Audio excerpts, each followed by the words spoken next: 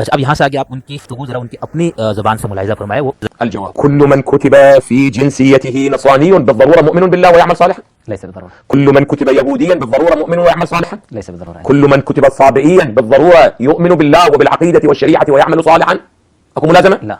كل من كتب في رسالته في جنسيته مسلم، الآن مليار و700 مليون، مليون 800 مليون، كلهم هذول مسلمون، هاي مو الأمة الإسلامية؟ إيش قد منهم يؤمنون بالله والآخرة ويعملون صالحا؟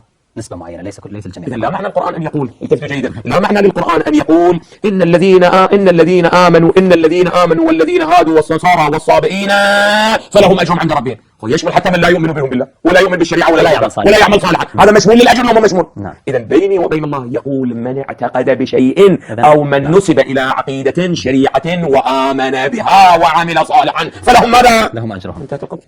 الآية هو الواضح، هو واضح عزيزي. يريد أن يقول بابا ليس فقط أنت تكتب في الجنسية. الآن هؤلاء الذين عندنا الآن بعض أعزتنا وأولادنا مولانا في العراق ومثقفين يقول أنا لا أقبل الله ولا أقبل دين ولا أقبل آخرة وأرجع أعيش هذه جنسية. ايش مكتوب هو؟ مسلم. هذا هم لهم أجرهم؟ شنو تقولوا؟ القاعدة أنه ليس له أجر طبعا. فإذا القرآن أنا يقول علما أؤجر. طيب ماذا إن عمل صالحا؟ بلي إذا لم يؤمن ولكنه عمل صالحا. الجواب: أنا قلت في بحث حوار مع الملحدين مولانا في الحلقة الأخيرة الملحد ما يؤمن بشيء. الجواب: نعم. إذا كان عنده دليل على ما انتهى إليه وعمل صالحا كونوا على ثقة يؤجر أكثر من المؤمن الشيعي الذي لا يعمل صالحا. الآن يفهم الكلام سمح سيد أنه الدليل هو بنفس قوة الإيمان. أحسنتم. ما عندك إيمان عندك دليل. الكلام اللي عنده إيمان يحتاج إلى نعم. أما تقصد الاثنين ما يصير أنت تؤمن بلا دليل لا قيمة له، لا تؤمن بلا دليل لا قيمة له، تؤمن مع الدليل تثاب، لا تؤمن بالله مع الدليल نقطة.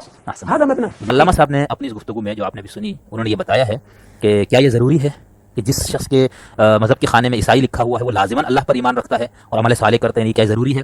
इसी तरह क्या हर यहूदी जिसके खाने में लिखा यहूदी, इसी तरह साबी, तो क्या उन जिसके खाने मज़हब में लिख दिया गया हो तो क्या ज़रूरी है? इसी तरह मुसलमान जिसके खाने में लिखा हुआ है तो क्यों अल्लाह पर भी ईमान रखता हो, आखिरत पर भी अमल साले भी करता हो? बिल्कुल नहीं। इसका मतलब ये है कि नहीं, यानी ये ज़रूरी नहीं है कि इनमें सारे एक अल्लाह पर ईमान है और अमल साले करते हैं। तो अल्लामा साहब अपनी गुफ्तगू में फरमा रहे हैं लिहाजा कुरान ये नहीं कह रहा जो भी मुसलमान यहूदी ईसाई या साबी है उसका अजर उसके रब के पास है, बल्कि ईमान के साथ अमल सालिह का जिक्र है। ठीक है, लिहाजा इसका मतलब ये है कि जो भी किसी चीज़ पर अकीदा रखता हो, किसी अकीदा और शरीयत की तरफ अपनी निस्बत करता हो, उस पर ईमान रखता हो, अमल सालिह करता हो, तो उनके लिए अजर है।